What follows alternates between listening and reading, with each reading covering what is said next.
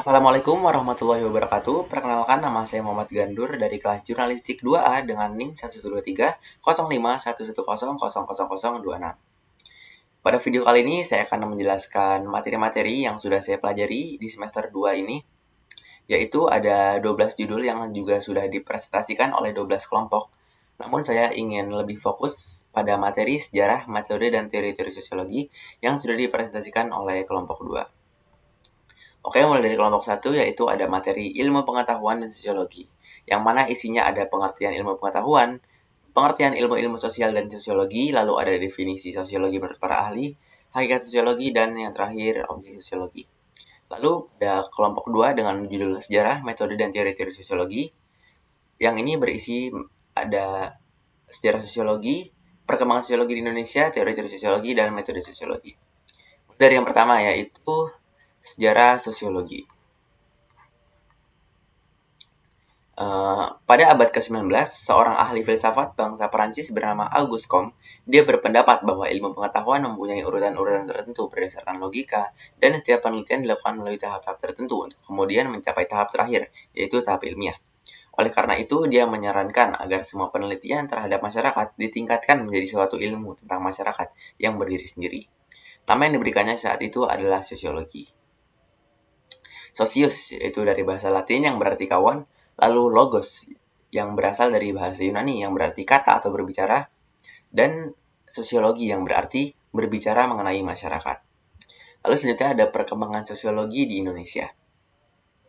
Dimulai dari sebelum kemerdekaan, ajaran ulang reh oleh Sri Paduka Mangkunegoro IV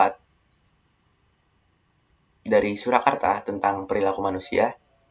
Lalu Ki Hajar Dewantoro berkontribusi dalam sosiologi pendidikan dengan konsep kepemimpinan dan kekeluargaan Indonesia yang diimplementasikan di Taman Siswa.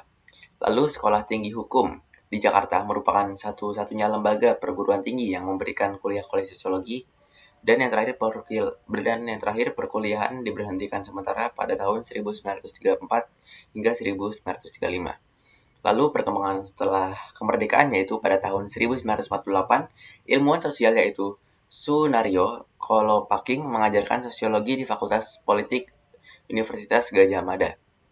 Lalu pada 1950, sarjana dan mahasiswa Indonesia berkesempatan belajar di luar negeri. Terbitnya buku-buku tentang sosiologi dan berdirinya Fakultas Sosial dan Ilmu Politik atau Ilmu Sosial. Lalu selanjutnya ada teori-teori sosiologi, yaitu mulai dari yang pertama yaitu teori klasik. Teori klasik dalam sosiologi dimaknai sebagai teori yang mengawali munculnya berbagai studi kemasyarakatan. Kemudian teori ini juga menjadi dasar bagi munculnya teori-teori yang lahir sesudahnya. Kajian mengenai sosiologi sebenarnya telah dimulai sejak abad ke-14, diawali dengan pemikiran Ibnu Khaldun yang lahir pada tahun 1332.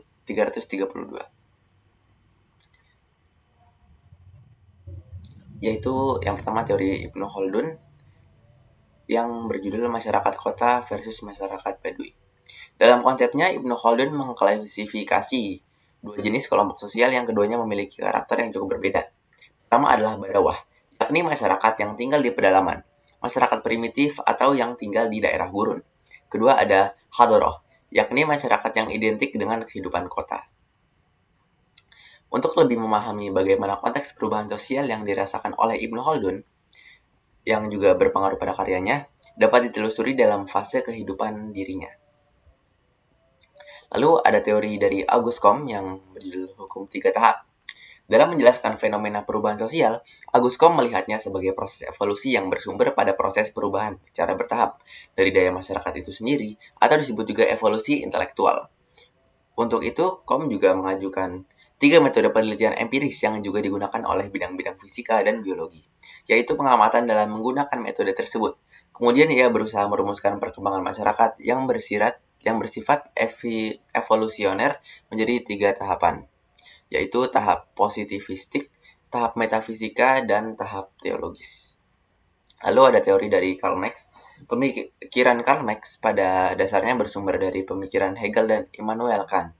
Dari Kant, Marx mengenai hakikat manusia dalam mewujudkan kebenaran dan kesucian dengan memperjuangkan nilai-nilai hakiki manusia dalam tatanan kehidupan. Sementara dari Hegel, Marx mengenal falsafah dialektika di mana hukum selalu berangkat dari proses dialektis atau pertentangan untuk menyempurnakan. Dalam perkembangannya, Marx kemudian berubah. Menurutnya, Immanuel Kant dan Hegel adalah orang yang idealis, terlalu menerawang. Apa yang mereka pikirkan justru tidak nyata. Ide yang ditawarkan gagal bersenyawa dengan kenyataan-kenyataan empiris. Lalu teori dari Emil Durkheim, akibat revolusi industri yang berlangsung di Inggris dan daratan Eropa mengakibatkan perubahan yang sangat cepat dan meminta banyak korban. Emil Durkheim merisaukan keadaan itu terutama yang terjadi di Perancis. Perubahan yang terlalu cepat dan radikal akan membawa akibat dan ancaman terhadap tatanan sosial. Pemikiran Durkheim adalah menggunakan pendekatan sistem. Masyarakat diibaratkan seperti organisme hidup yang dapat dianalisis dengan penjelasan sebuah struktur yang saling berfungsi. Lalu teori Max Weber. Max Weber dalam sosiologi adalah telaah tentang akal budi atau rasio. Menurut Weber, bentuk rasional meliputi means atau alat yang menjadi sasaran utama dan ends meliputi aspek budaya. Orang rasional menurut Weber akan memilih alat yang paling benar untuk mencapai tujuannya. Weber menegaskan bahwa karakteristik ajaran Protestan mendukung masyarakat melakukan perubahan dengan melihat kerja sebagai panggilan hidup. Bekerja tidak sekedar memenuhi keperluan hidup, tetapi juga tugas suci. Lalu yang kedua yaitu ada teori modernisasi. Pertama, teori ini menganggap perubahan sosial merupakan gerakan searah seperti garis lurus. Di sini muncul tema yang paling terkenal dari teori evolusi, yaitu dikotomi antara tradisional dan modern. Lalu asumsi kedua, masyarakat modern merupakan masyarakat yang diciptakan yang mengandung semua unsur baik dan sempurna, seperti kemajuan, kemanusiaan, dan sivilisasi. Lalu yang ketiga yaitu, atau yang terakhir, ada teori ketergantungan, yang merupakan varian dari teori struktural. Teori ketergantungan ini sebetulnya merupakan gabungan antara pandangan liberal dan sosialis. Lalu selanjutnya yaitu ada metode-metode sosiologi. Jadi metode-metode sosiologi ini ada 5. Yang pertama yaitu metode kualitatif, lalu metode kuantitatif, lalu yang ketiga metode historis, yang keempat metode komparatif, dan yang terakhir atau yang kelima metode studi kasus. Baik, selanjutnya yaitu dari kelompok 3 yang berjudul proses sosial dan interaksi sosial, yang isinya ada pengertian proses sosial, pengertian interaksi sosial, pengertian masalah sosial, dan yang terakhir bentuk-bentuk interaksi sosial. Selanjutnya ada dari kelompok 4 dengan judul kelompok sosial dan kehidupan masyarakat, yang isinya ada pengertian kelompok sosial, tipe-tipe kelompok sosial, masyarakat perdesaan, dan masyarakat perkotaan. Lalu dari kelompok 5 ada dengan judul masyarakat dan kebudayaan, yang isinya yaitu pengertian kebudayaan, unsur-unsur kebudayaan, fungsi kebudayaan bagi masyarakat, sifat dan hakikat kebudayaan, dan kebudayaan bangsa Indonesia. Lalu dari kelompok 6 dengan judul lembaga sosial kemasyarakatan, yang isinya ada pengertian lapisan masyarakat atau stratifikasi sosial. Lalu proses pertumbuhan masyarakat, sistem pengendalian sosial, ciri-ciri umum lembaga sosial kemasyarakatan, dan terakhir tipe-tipe lembaga sosial kemasyarakatan. Lalu dari kelompok 7 yaitu lapisan masyarakat atau stratifikasi sosial, yang isinya ada pengertian stratifikasi sosial, lalu proses terjadinya lapisan stratifikasi sosial, sifat-sifat stratifikasi sosial, dan unsur-unsur lapisan masyarakat. Lalu yang dibawakan oleh kelompok 8 yaitu dengan judul kekuasaan dan kepemimpinan, yaitu yang isinya ada hakikat kekuasaan, cara mempertahankan kekuasaan, pengertian kepemimpinan, teori kepemimpinan, dan yang terakhir kepemimpinan tradisional. Lalu dari kelompok 9 yaitu ada konsep dan teori-teori perubahan sosial, yang isinya ada konsep dasar perubahan sosial, pengertian teori perubahan sosial, macam-macam teori perubahan, dampak perubahan sosial. Lalu pada judul yang dibawakan oleh kelompok 10 yaitu masalah-masalah sosial dan program penanggulangan, yang isinya ada pengertian masalah sosial, klasifikasi masalah sosial, macam-macam masalah sosial, perencanaan sosial, dan pemecahan masalah sosial.